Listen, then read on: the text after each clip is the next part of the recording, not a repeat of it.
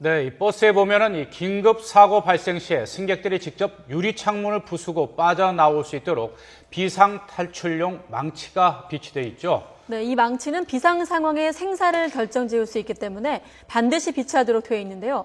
이를 어기는 버스들이 적발되는 사례가 최근에 급증하고 있습니다.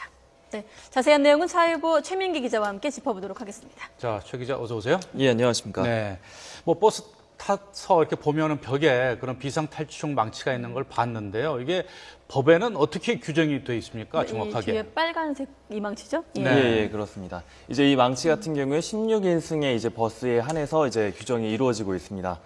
이제 비상 상황 발생했을 때 승객들의 탈출을 용이하도록 바로 돕는 건데요. 이 차가 침수가 된다든지 또 유일한 탈출로인 출입구가 봉쇄된다든지 이런 상황에 해당하는 경우인데요. 그렇지만 이제 문제 같은 경우에는 이제 요즘 관광버스 같은 경우에 대부분 밀폐식 창문을 이용하고 있습니다. 또 창문이 있더라도 사람이 빠져나가기 굉장히 어려운 구조로 되어 있는 경우가 대다수입니다. 네. 예, 그래서 그런 경우를 대비하기 위해서 이제 버스 안에 유리를 깰 수 있는 장구, 그러니까 망치를 내부에 4개 이상은 반드시 비치하도록 이 법으로 규정해 놓은 것입니다. 국토교통부령으로 규정해 놨는데요. 이제 이런 비상구가 만약에 있거나 또 열린 창문의 폭이 높이 50cm 또 그리고 70cm의 넓이를 갖고 있으면은 괜찮지만 그렇지 않은 버스라면 무조건 이 규정에 지켜야 되는 것이죠. 네. 여기 해당하지 않는 버스는 무조건 내부에 4개 이상은 그렇습니다. 비치하는 게 16인승 이상의 버스의 경우는 다 해당이 되는 사항입니다. 네, 그럼 실제는 어떤지가 궁금해요. 비치가 어느 정도 돼 있었나요? 예, 이제 먼저 이제 국토교통부 자료를 보면 좀 도움이 될 것 같습니다. 예. 네. 예, 버스 내에서 비상장구, 이제 그러니까 망치를 달지 않다 적발되는 사례가 2013년에 전국적으로 292건이었습니다. 그 다음 해가 바로 2014년인데요. 587건이 되죠. 혹시나 헷갈릴까 봐 말씀드리는데 비치하지 않은 현황인 거죠, 지금? 예, 그렇습니다. 미비치? 바로 이런 예. 미비치 검사를 했을 때 미비치가 적발된 사례가 나오고 있습니다. 예, 그리고 이제 올해 이제 8월까지 검사였죠. 이제 925건이 적발이 됩니다. 굉장히 이제 해마다 적발 사례가 꾸준히 늘고 있는 그러네요. 건데요. 예, 실제로 정비검사소를 나가서 현장을 살펴봤을 때 이런 규정을 잘 모르고 있거나 또 이제 알고도 비치를 하지 않는 경우가 많이 있었습니다. 네. 예, 실제로 만나본 버스 운전기사의 말씀을 한번 직접 들어보시겠습니다. 회사에서 저 연락은 왔더라고. 망치를 비치해라. 아직까지는 안 돼 있고.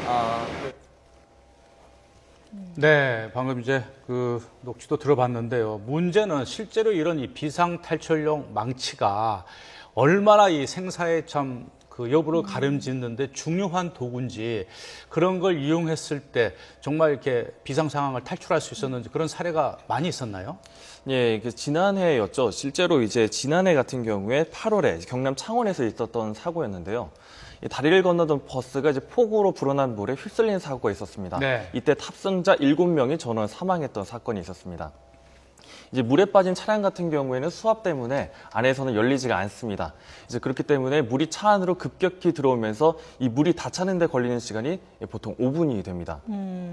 결국에 이 5분이라는 짧은 골든타임 내 차량에서 빠져나지 못하게 되면요. 결국 인명피해로 이어질 수 있는 겁니다. 그런데 차량 유리는 보통 강화 유리로 되어 있습니다. 네. 사람의 힘만으로 부수는 것이 사실상 불가능합니다. 그때 필요한 것이 바로 이 망치인데요. 앞부분이 뾰족하게 돼 있어서 위급 시에 간단한 조작만으로도 쉽게 창문을 부수고 탈출하는 것이 가능합니다. 그래서 이제 평소 이 사소해 보이는 이 망치가 있느냐 또 없느냐의 그 차이가 비상 상황에서는 다수의 인명피해로 가느냐 마느냐의 그런 기로에 서게 되는 겁니다. 아까 기본적으로 4대의 망치가 있어야 한다고 말씀하셨는데 사실 예. 저 망치를 보면 고가일 것 같진 않아요. 장비 가격이 정확히 얼마인지 모르겠습니다만은 왜 현장에서 지켜지지 않는 겁니까? 예. 일단은 이 비상용 망치 같은 경우에는 의무 규정으로 되어 있긴 하지만은 네. 지키지 않을 경우에 처벌 규정이 없습니다. 처벌 규정이 없다 보니까 이제 이런 사람들의 경각심 같은 것도 굉장히 낮은 편인데요.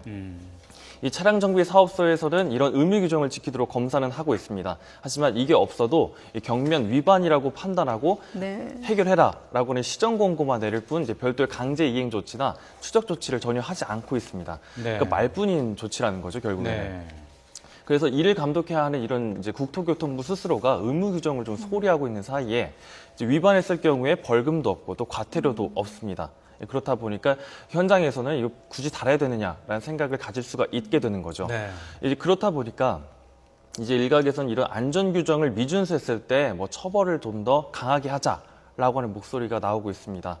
요즘 또 이제 세월호 참사 같은 거라든지 또 돌고래호 사건의 경우에도 이제 이런 안전 규정을 좀 소홀히 하다가 이제 벌어진 참사가 아니겠습니까? 그렇죠. 예. 네. 이렇게 사고가 터지기 전까지 잠잠하다가 사고가 나서야 좀 이런 걸 해결하는 문제가 이제는 좀 바로잡아야 될 것 같습니다. 네. 네.